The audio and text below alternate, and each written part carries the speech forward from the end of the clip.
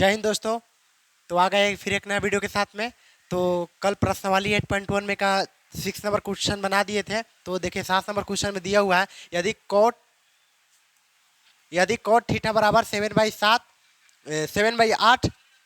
तो 7/8 हो तो, और 1 नंबर क्वेश्चन में दिया हुआ है 1 plus sine theta into 1 minus sine theta by 1 plus cos theta into 1 minus cos theta, और 2 नंबर क्वेश्चन में दिया हुआ कॉट स्क्वायर थीटा का मान ज्ञात करने के लिए बोल रहा है। तो पहले इसको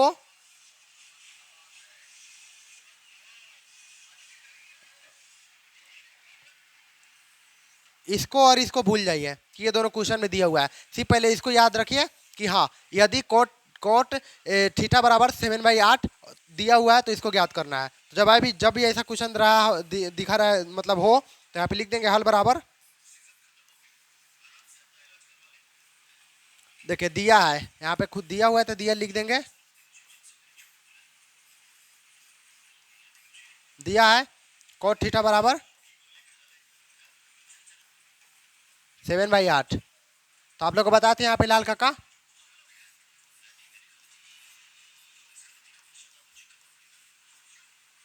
एल से लंब और ए से आधार और एल से लंब और के से कर्ण और ए से आधार, sine cos tan cosec sec cot, यही ना होता है त्रिकोणमिति 6 अनुपात। तो देखिए sine cos tan cosec sec cot, cot का मान पूछ रहा है तो आधार बाई लंब, यहाँ पे लिख देंगे आधार बाई लंब।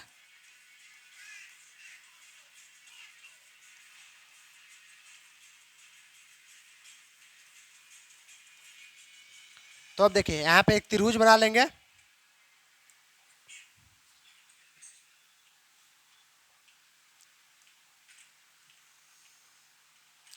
लंब आधार और लंब का मान हम लोग को पता चल गया, तो त्रिभुज यहाँ पे बना लेंगे।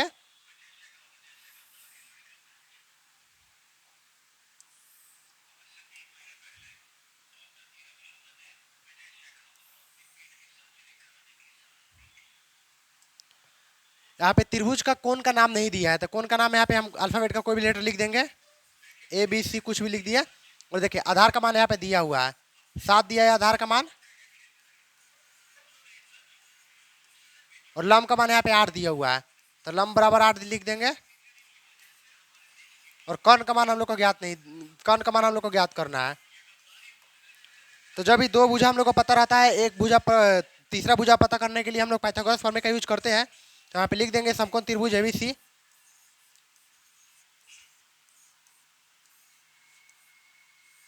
समकोण त्रिभुज एबीसी में यहाँ पे अगर कोण का अगर नाम चेंज रहता तो यहाँ पर भी चेंज हो जाए, इस बात को याद रखिएगा। तो देखिए समकोण त्रिभुज एबीसी में पाइथागोरस फॉर्मूले का यूज करते हैं।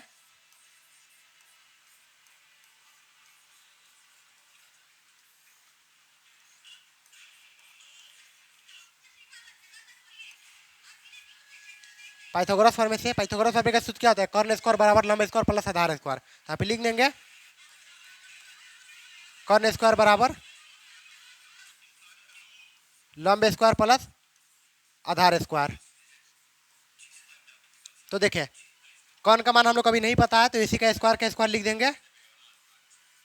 बराबर का सिंबल बीच में तो बराबर दे दिया, और लंब का मान हम लोग को पता है तो 8 का 8 यहाँ पे लिख देंगे, स्क्वायर का स्क्वायर कर देंगे, बीच में प्लस का सिंबल है प्लस दे दिए, और आधार का मान यहाँ पे पता है 7 है तो 7 का स्क्वायर लिख देंगे।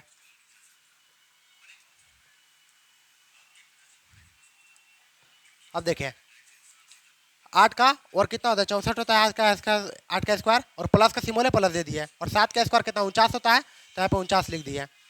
यहाँ भी प्लस छुपा है, यहाँ भी प्लस है, दोनों को ऐड कर लेंगे। 9 4 13 का 3 हासिल 1, 6 4 10 और 1 हासिल 11 आ गया। तो यहाँ पे लिख सकते हैं AC स्क्वायर बराबर 11। तो AC बराबर यहाँ से स्क्वायर बराबर किससे जाएगा, तो ये 113 रूट में चढ़ जाएगा। तो 113 का वर्ग कोई भी संख्या नहीं होता है, तो इसलिए कर्ण का मान 113 ही रहेगा। अगर इसका वर्ग अगर होता तो इसका गुणनखंड करके इसका आधा संख्या रूट में मतलब रूट में आता, तो आधा संख्या रूट से बाहर निकलता तो अब कर्ण का मान आता। तो यहाँ पे इसका वर्ग नहीं किया मतलब होता है, तो यहाँ पे 113 का 13 ही आ जाएगा। अब यहाँ पे प्रश्न क्या बोल रहा है एक बार देख लेते हैं। प्रश्न में यही ना बोल रहा है 1 प्लस साइन थीटा। अब इतना का मान हम लोग निकाल लिया, इतना का मान निकाल लिए, अब इतना का मान निकालना है। 1 plus sine theta 1 minus sine theta by 1 plus cos theta into 1 minus cos theta. आइए यहाँ पे निकालते हैं।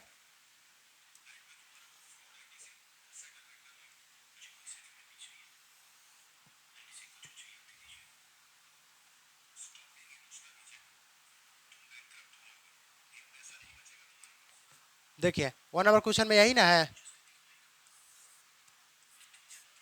1 plus sine theta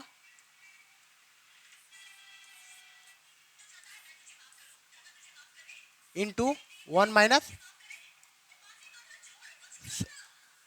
sine theta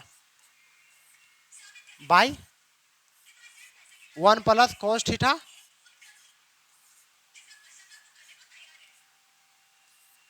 into 1 minus cos theta, यही ना है। तो देखिए अब यहाँ पे आइए क्वेश्चन की तरफ। 1 का है यहाँ पे तो 1 लिख देंगे और बीच में प्लस का सिंबल है, प्लस दे देंगे। अब देखिए साइन थीटा का आप लोग को बोले थे लंब बाई कर्ण होता है, आप लोग सूत्र याद किए होंगे। तो यहाँ लंब का मान कितना है, 8 है तो 8 लिख देंगे, और बाई है तो बाई दे देंगे। लंब बाई कर्ण होता है, कर्ण का मान √13 है तो √13 लिख देंगे। अब देखिए यहाँ पे भी कोष्ट खुला, कोष्ट बंद है तो बंद कर देंगे। अब देखिए 1 का 1 लिख देंगे, माइनस का माइनस लिख देंगे, और साइन का लंब बाई कर्ण होता है तो लंब का 8 लिख देंगे, और कर्ण का रूट में 113 है तो 113 लिख देंगे, बाई कर देंगे। अब 1 का 1 लिख देंगे, इसमें आइए बाई में 1 का 1 लिख देंगे, प्लस का प्लस दे देंगे, और कॉस का आप लोग का आधार बाई कर्ण बताया है तो आधार का मान 7 है और कर्ण का मान रूट में 113 है तो 113 रूट में लिख देंगे, कोष्ट बंद कर देंगे। अब देखिए 1 का 1 लिख देंगे, माइनस का सिंबल है बीच में तो माइनस दे देंगे, कॉस का आधार बाई कर्ण तो आधार का मान 7 है और कर्ण का मान 113 है तो 113 लिख देंगे, कोष्ट बंद कर देंगे।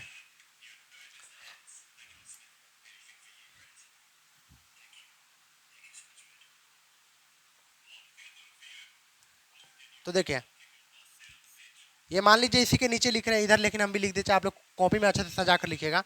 तो देखिए कोई भी संख्या अगर अंश में हो या हर में हो, माइनस में हो, प्लस में हो, समान हो, तो उसमें सर्व समीका का यूज करते हैं। अगर आप लोग चाहें तो बाटा में यहाँ पे 1 देके बाटा भर का जोड़ बना सकते हैं, तो ये थोड़ा इसका प्रोसेस ज़्यादा लंबा हो जाएगा। शॉर्ट में बनाने के लिए सर्व समीका का यूज करते हैं। सर्व समीका का फॉर्मूला होता है a plus B into A minus B into बराबर A square minus B square. तो इसको हम लोग a मान लेंगे और इसको हम लोग b मान लेंगे। तो अब आइए यहाँ पे निकालते हैं।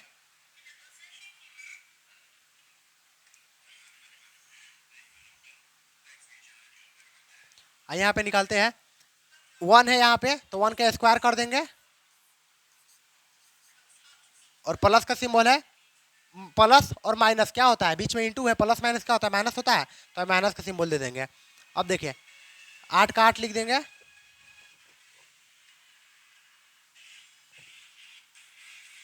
लिख देंगे, रूट में 113 है तो 113 रूट में कर देंगे, और यहाँ पर भी स्क्वायर दे देंगे बाई, यहाँ पे 1 है तो 1 का 1 दे दिए, माइनस का माइनस, 1 में स्क्वायर दे देंगे, और 7 का 7 लिख देंगे, और 113 का 113 रूट में लिख देंगे, इसको भी स्क्वायर कर देंगे। अब आइए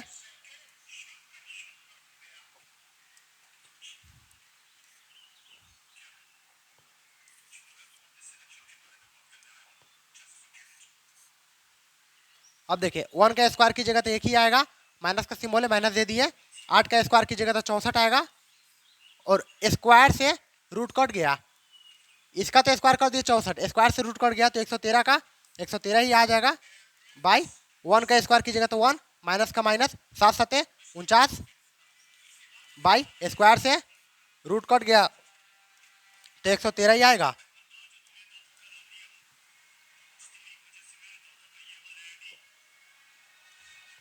तो अब देखिए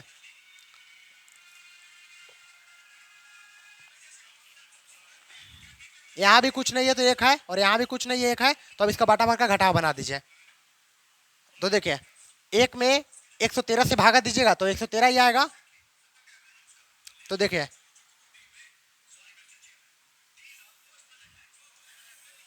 एक सौ तेरह का 113 लिख देंगे। अब 1 में 113 से भागा दीजिए तो मतलब 1 का और 113 का एलसीएम किए तो 113 ही आएगा। अब 1 में 113 से भागा देंगे तो 113 आएगा, 113 में 1 से गुना करेंगे तो 113 आएगा। माइनस 113 में 113 से अगर भागा देंगे तो 1 आएगा, और 64 में 1 से गुना करेंगे तो 64 ही आएगा। जैसे देखिए 113 भागे 113 करेंगे तो 1 आएगा, तो 1 में या 64 से गुना कीजिएगा 64 ही आएगा। इसे उसी प्रकार से यहाँ पे लिख दिए। अब देखिए वो एक और 113 का एलसीएम कीजिए यानी लसा कीजिएगा तो 113 ही आएगा, तो यहाँ पे 113 लिख देंगे।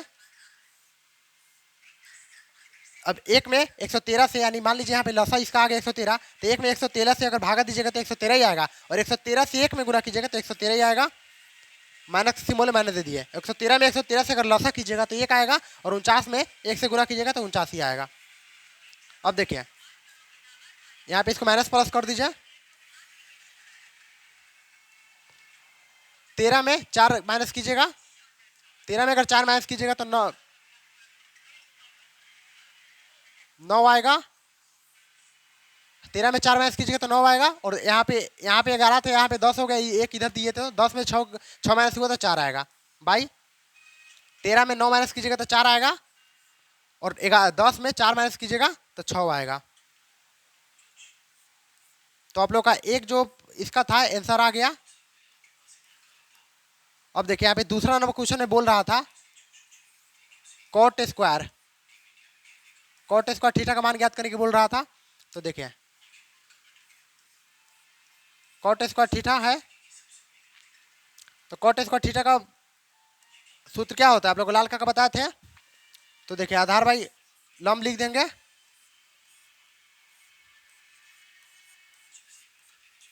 तो देखिए आधार का मान यहाँ पे कितना है, आधार का मान 7 था, तो यहाँ पे 7 लिख देंगे। आप लोग रिवर्स करके चेक कर लीजिएगा। आधार का मान 7 था और लंब का मान 8 था।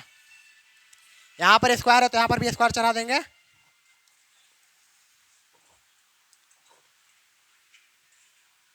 तो अब देखिए 7 का वर्ग कीजिएगा तो 49 आएगा, और 8 का वर्ग कीजिएगा तो 64 आएगा।